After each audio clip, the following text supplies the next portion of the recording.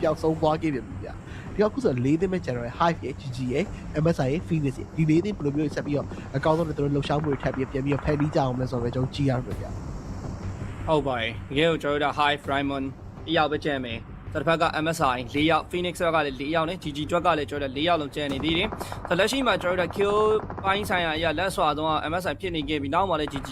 7k နဲ့ထပ်ချက်မှုက line နေခဲ့ပြီး Hive ကလည်း 9k ဆိုပေမဲ့တို့က last man တယောက်တည်းပဲကျန်တော့ရဲ့အချိန်ကြီးဖြစ်တဲ့အတွက်ကြောင့်တော့ Hive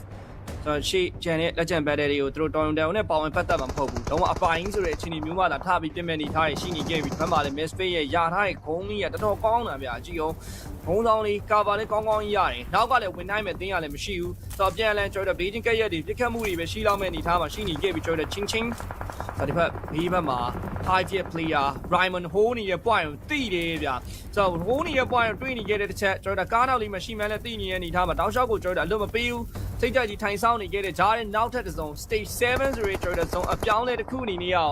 လူမျိုးတွေထပ်ပြီးတော့ဖြစ်သွားမှာလဲဆိုတာပါဆက်လက်ပြီးကြည့်နေခဲ့တဲ့ချက် GG player တွေအတွက်ကလည်းဟိုရှိတီရှိနေပဲထပ်ပြီးတိုးနေရနေထားမှာဇုံထဲကိုပြင်းဝင်ရမယ်အသင်းက GG တွေဖြစ်နေခဲ့ပြီးရှေ့ကနေခေါင်းတွေပဲလန်ကောက်ထားခဲ့ပြီးချင်းချင်းအင်ဂျက်ဒီ armor GG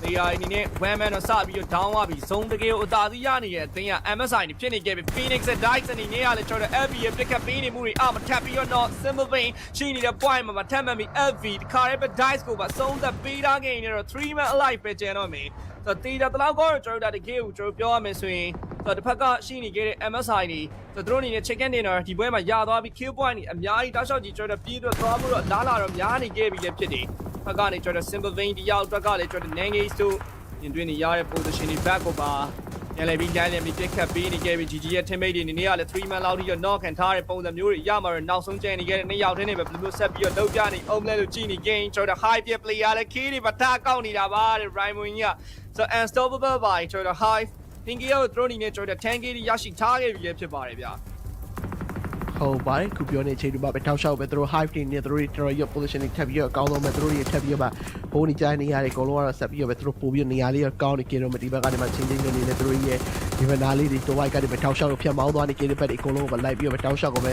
landing damage ပဲပေးနေကြတော့မယ် northern sport တွေကြားမှာပြန်ပြီးတော့ဟိုးနေကြထပ်ပြီးတော့ပဲ landing နောက်တစ်ယောက်ခိုင်အောင်ပဲ landing ပြစ်ချပေးတာခဲ့တယ်လို့ northern sport တွေကြားမှာပဲထပ်ပြီးတော့နောက်တစ်ယောက်ကိုပဲထပ်ပြီးဆုံးသက်ပေးတာခဲ့တယ်တသိန်းလုံးမှာ white ဖြစ်သွားခဲ့ပြီအခုဆိုတော့ MSI ချင်းချင်းနေနေဆိုတော့သူတို့ forward တွေမှာကျွန်တော် BNS ရှိနေကြတဲ့ bad တွေပြီးတော့ကျွန်တော် MSI ရဲ့ position တွေအကုန်လုံးခွဲပြီးရထိန်းနေကြတဲ့ပုံစံမျိုးတွေအကုန်လုံးကတော့ Phoenix ရဲ့သူတို့ဒီထိန်းထားခဲ့တဲ့ point လေးတွေအကုန်လုံးဘယ်လိုမျိုးထိန်းခွင့်ရအောင်မလဲလို့ပဲကျွန်တော်ကြည့်ရမယ်ပေါ့နော်ပြီးတော့ MSI သူတို့ရဲ့ဒီလောက်ထိလှုပ်ရှားမှုတွေသူတို့ရဲ့ပြန်ပြလှုပ်ရှားဖို့တဲ့ position တွေပြန်ပြီးပြင်ဆင်နေကြတဲ့အချိန်ထားလေးတွေကလည်းဘယ်လောက်ထိအကောင်းဆုံးတွေဆက်ပြီးပြင်ဆင်ဖို့တဲ့လှုပ်အောင်ပါလေ MSI တွေရှေ့တိုးလာခွင့်ရမလားဒီနေရာတွေအကုန်လုံးကတော့သူတို့ရဲ့ဒီပြောမယ်ဆို PNS ရဲ့ position တွေကလည်းပြောမယ်ဆိုတော်တော်ကြီးလှုပ်လဲနေအောင်အကောင်းဆုံးတော့စောနေကြတယ် MSI တွေဘက်ကနေဆိုတော်တော်ကြီးလှုပ်လဲနေအောင်စောနေကြတဲ့နေထားတစ်ခုနဲ့တွေ့နေရတယ်ပြီးတော့သူတို့ပြန်လဲနေပဲထိန်းနေကြတဲ့နေထားတဲ့အကုန်လုံးဘက်ကနေပဲ PNS Simple Vein တယောက်ကလည်းသူတို့ဒီနားလေးတော့ white ကနေပြန်လဲပြီးတော့ hold နေကြတယ်လို့ dedicated နေနေစားအကုန်လုံးခွဲပြီးတော့အရှိဘက်တွေတိုးလာနေကြများနေခဲ့တယ်မှာ PNS တွေထိန်းထားခဲ့တဲ့ position တွေတော်တော်ကြီးအလုပ်ဖြစ်နေကြတဲ့နေထားတစ်ခုလည်းတွေ့ရတယ်ဗျဟုတ်ပါတယ်ဆို PNX player အနေနဲ့သူတို့3ယောက်ဒီ game မှာတော့သူတို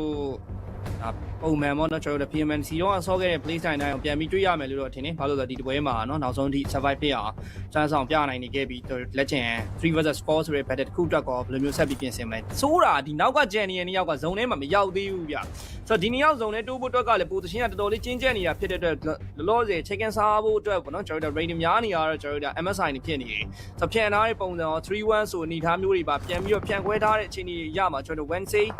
သူရထားတဲ့ဒီဘက် down position လေးမှာပဲကိုကြောက်တုံးလေးနောက်မှာ cover လေးဆက်ယူထားခဲ့ပြီး Simple Vein ရှိနေတဲ့နေရာလဲသူသိတယ်တခြားကားနဲ့ဆက်ပြီးတော့ straight လာမယ် Phoenix Daddy Gas တို့ဆို movement တွေလောက်လာမယ် point တွေလည်းသိနေတဲ့တစ်ချက် smoke တွေပဲပြန်ပြီးတော့ခင်းတိုင်းနောက်ထပ်တစ်စုံ stage 9လုံးဝအပြောက်ကျင်းတော့မဲ့အခြေအနေတစ်ခုကိုပါထပ်ပြီးတော့ပြင်တွေ့ရတော့မယ်လို့ပြောရင်သေးတဲ့နေကားတွေနဲ့ပြန်ပြီးတော့ပြေးရွှေ့ထားနေခဲ့တဲ့တစ်ချက်မှာ smoke တွေပဲထပ်မှန်ပြီးခင်းပြီးထားခဲ့ပြီးချင်းချင်းတရားနေနေရတော့ကျွန်တော်တို့ lost Simple Vein ပြစ်ကပ်ပေးတဲ့ armor not နေပြီး Daddy Gas Wednesday Angel ဒီ armor not တမ်းမပေးရရပြီး2 versus 3ဆိုတဲ့ Nate လုံးနဲ့ပါထပ်မှန်ပြီး Misfit International winner chicken dinner တို့ရယူသွားနိုင်ခဲ့ပြီလေဖြစ်ပါတယ်ခင်ဗျာ